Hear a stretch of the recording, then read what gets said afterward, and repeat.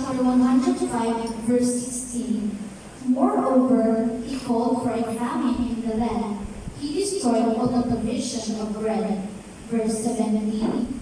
He sent a man before them, Joseph, who was sold as a slave.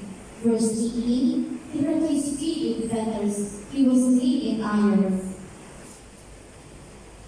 Verse 19. Until the time of his word came to pass, the word of the Lord tested him. Verse 20.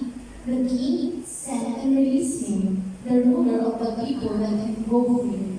Verse 21. He made him lord of his house and ruler of all his possessions. Verse 22. To bind his princess at his pleasure, and teach his elders wisdom. Verse 23.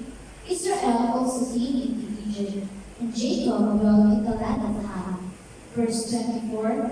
He increased his people greatly, and made them stronger than their enemies. Verse 25. He turned their heart to hate his people, to deal craftily with his servants. Verse 26. He sent Moses his servant, and Aaron whom he had chosen. Verse 27. He performed his signs among them, and wonders in the land of Ham. Verse 28.